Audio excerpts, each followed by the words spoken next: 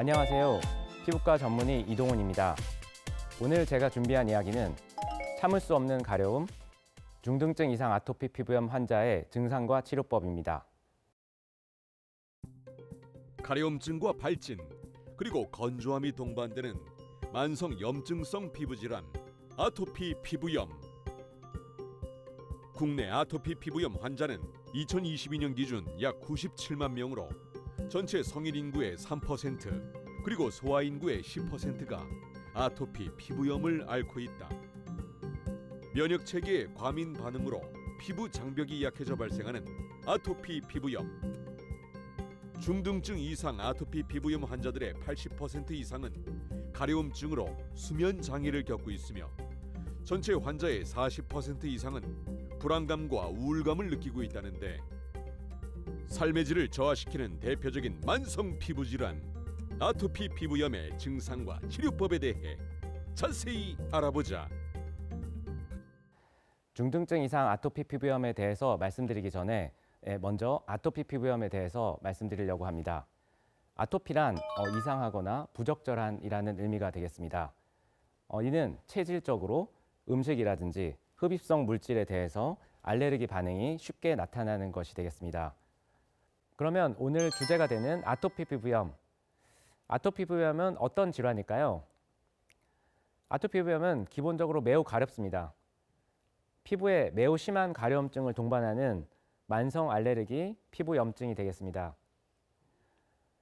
그리고 굉장히 흔합니다. 저희가 보통 의사가 진단을 했을 때 전체 소아 인구의 10명 중에 1명, 10%, 그리고 성인 중에서는 3%에 달하는 것으로 알려져 있습니다. 그런데 예전에는 제가 이런 아토피 부염이 어린이의 질환이라고 생각을 했었는데요. 그래서 나이가 들면 좋아진다고 생각을 했지만 최근에 여러 연구에 따르면 특히 심한 아토피 부염 환자들, 이런 성인 아토피 피부염 환자의 경우에는 4명 중에 1명에서 성인기에 새로 생기는 환자들이 되겠습니다.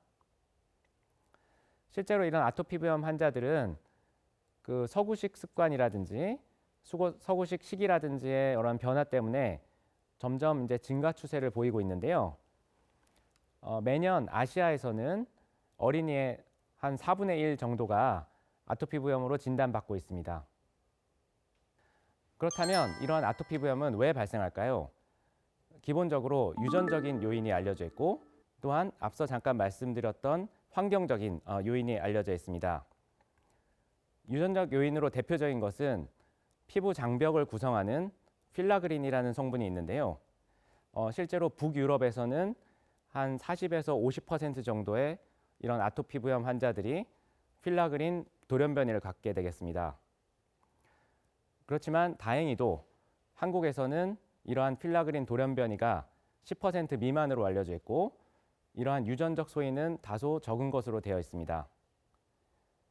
그리고 가장 중요한 어떤 아토피 부염의 병인을 말씀드리면, 기본적으로 이러한 피부 장벽, 저희가 피부를 구성하고 있고 외부로서의 어떤 알레르기 물질이라든지 자극 물질이 들어오는 것을 막아주는 피부 장벽 기능이 손상이 되겠고, 또한 이러한 과정에서 외부의 어떤 자극 물질이라든지 알레르기 물질이 저희 피부 안으로 들어와서 여러 가지 면역 반응을 이상을 일으키게 되겠고, 이러한 것들이 점점 가려움증을 증가시키면서 다시 어떤 환자분들이 긁게 되고, 이러한 긁음으로 인해서 다시 피부 장벽 기능이 더욱더 손상되는 악순환을 갖게 되겠습니다.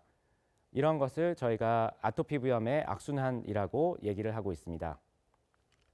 유전에 대해서 조금 더 자세히 말씀을 드리면, 실제로 모든 환자분들이 유전적 성향을 갖고 있지는 않지만 한 70에서 80% 정도가 이러한 아토피 질환, 앞서 말씀드렸던 아토피 부염을 비롯해서 천식이라든지 알레르기 비염 등의 아토피 질환의 가족력을 갖고 있는 것을 아실 수가 있겠습니다. 부모 중에 한 분에서 아토피 부염이 있으신 경우에는 자녀분에서 한 반 정도에서 아토피 부염이 있을 수가 있겠고, 양쪽 부모분에서 이제 모두 아토피 부염이 있다면 자녀 중 이제 80% 정도에서 아토피 부염이 나타나는 것으로 알려져 있습니다.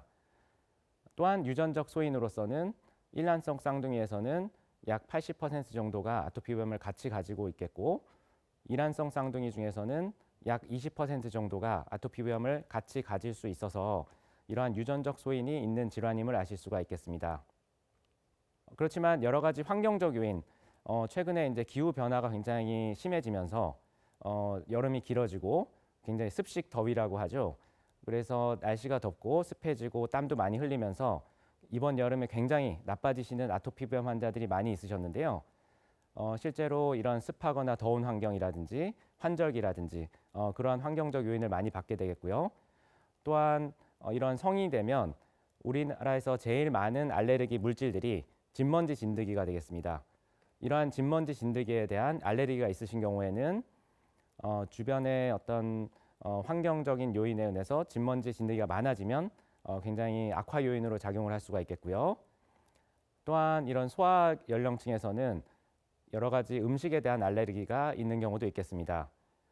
또한 여러 가지 피부에 대한 자극이라든지 경우에 따라서는 감염된 것들, 그리고 스트레스라든지 정신적인 요소들, 그리고 앞서 잠깐 말씀을 드렸던 미세먼지 같은 오염 물질에 대해서도 아토피 부염이 굉장히 좀 악화되는 요인이 되겠습니다.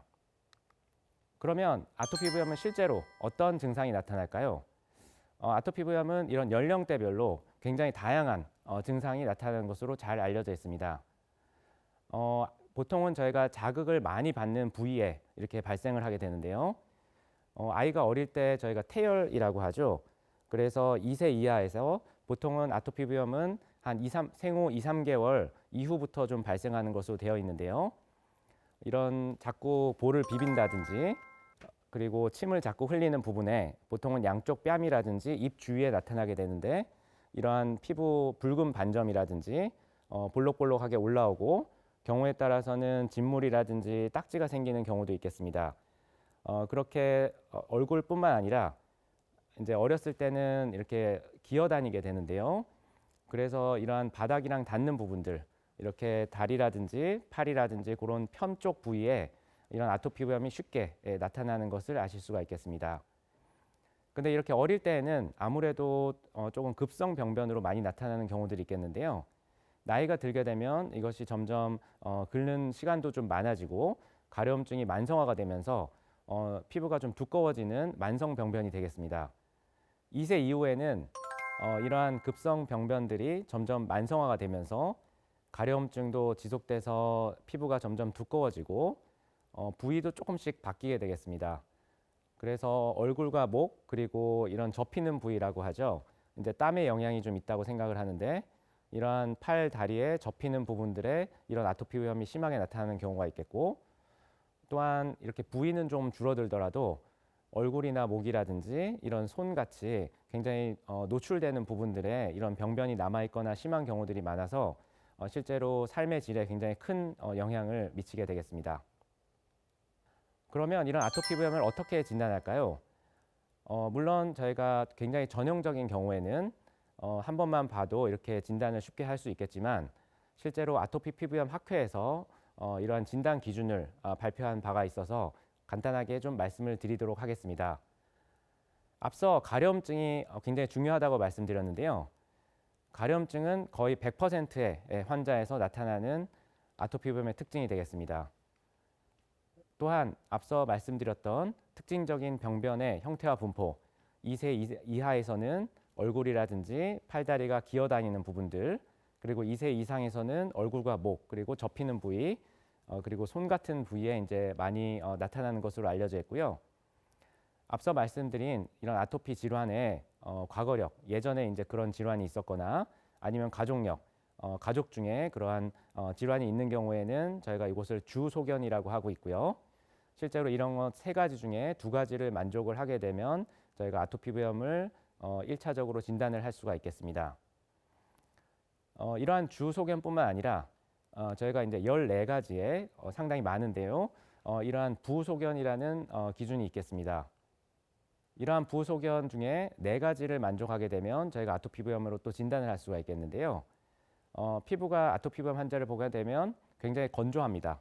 그래서 각질도 많이 일어나고 피부가 좀 갈라지는 경우도 있겠는데요. 이런 건조증이 있겠고, 그리고 눈 주위라든지 귀 주위, 그리고 입술, 그리고 손발의 피부염이라든지 두피의 비듬이라든지 또 청소년기에는 유두습진도 이제 많이 나타나는 증상이 되겠고요. 또한 이렇게 땀날 때 자극이 되기 때문에 가렵고, 그다음에 이 피부에 아토피 증상이 나타나기 때문에 피부 단자 검사라고 하는 이뮤노글로불린 E를 보는 검사에서 양성이 나오거나, 또한 피해 검사를 했을 때 이런 이뮤노글로불린 E가 증가하는 양상을 보이게 되겠습니다. 또한 피부 장벽이 떨어져 있기 때문에 이러한 피부 감염에 대한 감수성이 증가해서 피부 감염이 자주 생기는 것도 부소견 중에 하나가 되겠습니다. 그 외에도 백색 비강진이라고 해서 저희가 이런 실제로 아토피부염 환자분들을 보시게 되면 이런 피부에 약간 하얗게 보이면서 경계가 불확실한 이런 색이 빠지는 것을 볼 수가 있겠는데요. 이런 것도 이제 염증 때문에 멜라닌 세포의 기능이 좀 떨어지면서 생기는 부소견 중에 하나가 되겠습니다.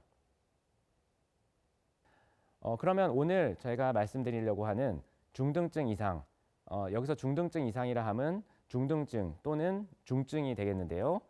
이런 경우는 정말 그 아토피부염 환자들이 많은 삶의 질에 어려움을 겪고 있습니다. 그러면 이렇게 중등증 이상의 아토피부염을 평가할 때 어떤 기준들을 쓰게 될까요? 가장 많이 쓰이는 것이 EG, 즉 습진, 면적, 중증도 점수가 있겠습니다. 이러한 EG는 아무것도 없는 상태인 0부터 시작해서 저희가 여러 얼굴이라든지 몸, 팔, 다리의 어떤 면적과 중증도를 계산해서 나오는 점수가 되겠는데요. 16 이상이 되면 중등증 이상의 아토피부염이 되겠고, 23 이상이 되면 중증 아토피부염이 되겠습니다. 이와 함께 많이 쓰이는 것이 가려움증에 대한 평가인데요. 하루 중에 가장 가려운 것을 저희가 하나도 없는 상태를 0이라고 하고, 상상할 수 있는 가장 심한 가려움증을 10이라고 했을 때 저희가 7 이상이면 매우 심한 가려움증이라고 생각을 할 수가 있겠습니다. 그러면 도대체 어떤 이런 중등증 이상의 환자분들은 어떠한 어려움을 갖고 있으실까요? 실제로 우리 주변에 아토피부염의 환자가 많지만 중등증 이상 아토피부염 환자분들은 많이 보지 못하셨을 수도 있습니다. 실제로 이러한 환자분들은 비교적 최근까지 밖에 나오지를 못하고 실제로 집에만 계시면서 굉장히 사회생활을 못하고 있었던 경우가 대부분이었기 때문입니다. 실제로 중등증 이상 아토피부염 환자분의 5분 중에 4분에서 삶의 질에 큰 영향을 보이고 있고, 또한 한 15% 정도의 환자분들은 아토피부염뿐만 아니라 백내장이라든지 녹내장이라든지 이러한 굉장히 심각할 수 있는 눈 문제로 치료를 받고 있는 것으로 알려져 있습니다. 실제로 가려움증을 겪어보셨는지 모르겠는데요. 아토피부염 환자들은 91%의 환자가 매일 적어도 한 번 이상의 가려움을 경험하게 됩니다. 또한 60%의 환자가 가려움이 심하거나 참기 어렵고 하루가 24시간이죠. 그 중에서 18시간 이상 가려움 환자가 40% 정도를 차지합니다. 이렇게 가려움뿐만 아니라 한 80% 정도의 환자분들이 중등증 이상의 통증을 같이 호소하는 것을 아실 수가 있겠습니다. 이렇게 가렵게 되면 실제 생활뿐만 아니라 이런 밤에 잘 때도 굉장히 불편함을 겪게 되는데요. 실제로 55% 환자가 일주일에 5일에서 7일, 매일이죠. 매일 수면 장애를 갖게 되겠고, 85%의 환자가 가려움 때문에 잠이 들기 어렵고 중간에 잠을 깨게 되겠습니다. 악화시의 반수 이상이 이런 공공장소에 나가는 것을 피하게 되겠고, 실제로 43% 정도의 환자가 심한 우울감 또는 불안감을 갖게 되겠고, 실제로 자살 시도 가능성도 상당히 올라가는 것으로 되어 있습니다. 그러면 이제 아토피부염의 치료법에 대해서 말씀을 드리겠습니다. 치료 원칙은 주로 3가지로 얘기를 할 수가 있겠는데요. 악화 인자를 피하는 회피요법, 이러한 자극 물질이라든지 알레르기 인자를 좀 피하는 것이 되겠고요. 그다음에 적절한 목욕과 보습제를 바르게 되는 피부 보습, 그리고 마지막으로 아토피 부염의 가려움증과 염증을 조절하는 약물 치료가 되겠습니다. 이런 아토피 부염의 치료는 아토피 부염이 굉장히 이질성이 많은 질환이기 때문에 환자 개개인에 따라 증상과 경과에 차이를 보이는 경우가 많아서 이에 따른 맞춤형 치료가 중요하겠습니다. 앞서 가려움증이 아토피 부염의 거의 모든 환자에서 있다고 말씀을 드렸는데요. 실제로 아토피 부염 환자분들을 대상으로 우리나라에서 이런 설문조사를 최근에 했을 때에도 치료에 제일 중요하다고 생각되는 목표는 가려움을 좋게 하는 것이었습니다. 기존에는 이런 전체적인 증상을 75% 정도라든지 50% 정도만 좋아져도 굉장한 호전이라고 생각을 했었고요. 그리고 또 가려움증을 저희가 보통 하나도 안 가려운 것을 0이라고 그러고 너무너무 가려워서 참기 어려운 것을 이제 10이라고 하는데요. 이런 것들이 한 4단계 정도 좋아지면 굉장히 좀 유의한 가려움증의 개선이라고 얘기를 하였습니다. 그리고 실제로 최근에 이런 효과적인 많은 치료제들이 도입되면서 이러한 목표들을 달성하는 경우들이 많이 있습니다. 그러면 이러한 치료 목표에 따라서 저희가 어떻게 치료를 할 수 있는지 조금 더 구체적으로 말씀을 드리겠습니다. 물론 기본 치료가 굉장히 중요합니다. 보습제라든지 목욕이라든지 앞서 말씀드렸던 악화인자를 피하고 그리고 교육을 통해서 이러한 전체적인 치료를 잘 따라갈 수 있는 그러한 것이 굉장히 기본 치료가 되겠고요. 또한 국소 치료도 기본입니다. 특히 중등증 이상의 굉장히 좀 심한 환자분들께는 기본적으로 국소 스테로이드라든지 국소 칼시뉴린 억제제라는 이런 비스테로이드성 이런 국소 제제를 적절하게 사용해서 굉장히 염증의 호전을 보일 수가 있겠고요. 그렇지만 중등증 이상 환자분들의 경우에는 이러한 기본 치료라든지 국소 치료가 안타깝게도 모두 다 효과가 있지는 않습니다. 그래서 이 다음에는 저희가 좀 더 전문적인 치료를 할 수가 있겠는데요. 예전부터 해왔던 광선 치료라든지 또한 사이클로스포린이라든지 메토트렉세이트라는 이런 대표적인 면역 억제제들 그런 약제들을 사용을 해서 이런 아토피 부염 환자들을 관리할 수가 있겠습니다. 물론 저희가 이런 사이클로스포린이라든지 메토트렉세이트라는 약을 사용을 했을 때 굉장히 효과를 보이고 좋은 환자분들도 있는데요.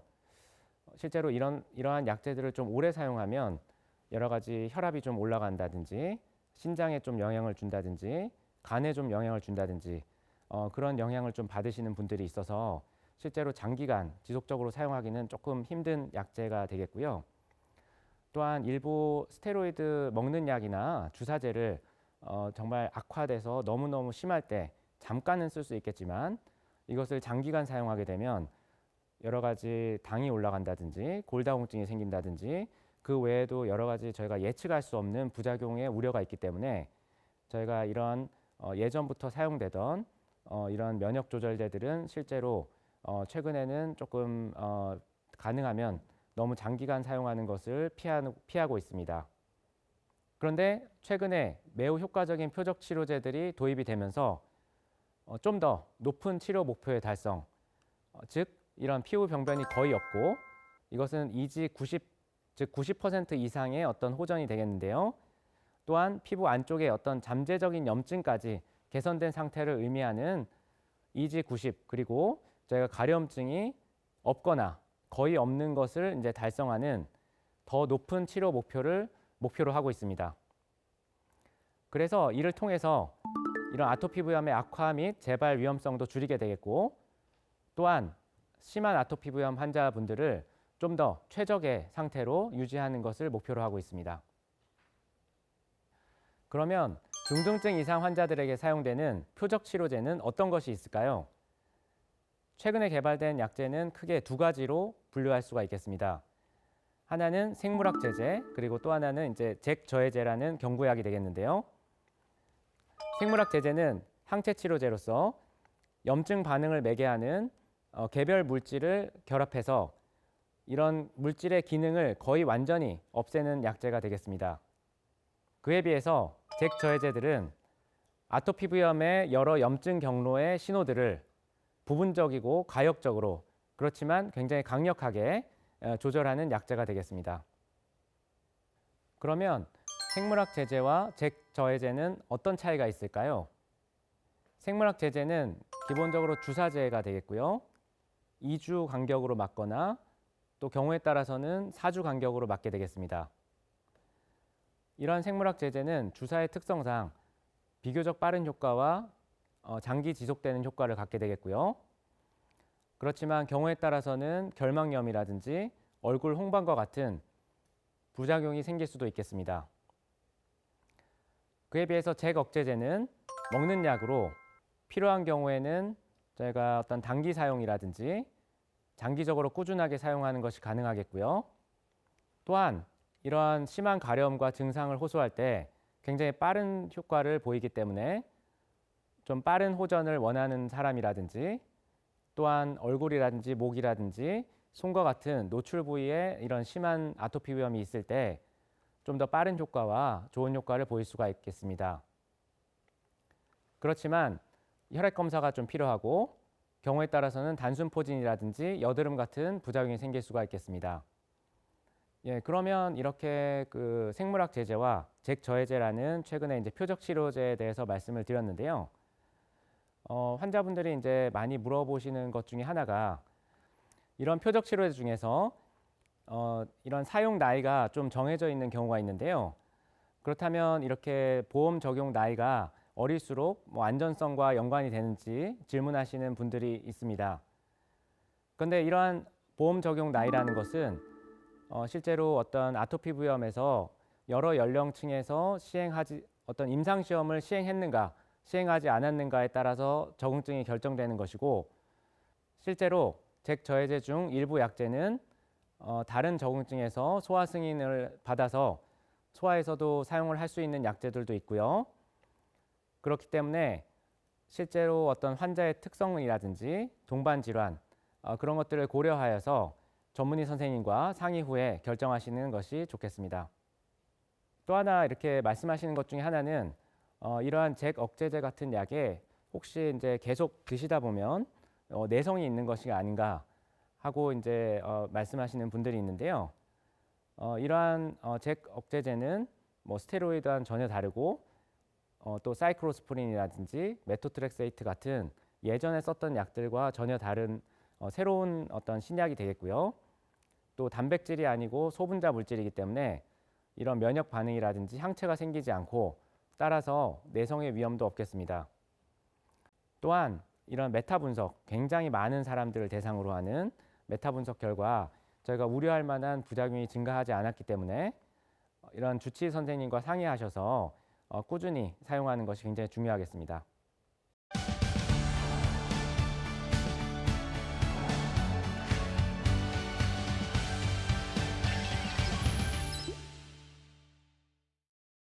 예, 시청자분들께서 아토피 부염의 증상과 치료법에 대해 많은 질문들을 보내주셨는데요.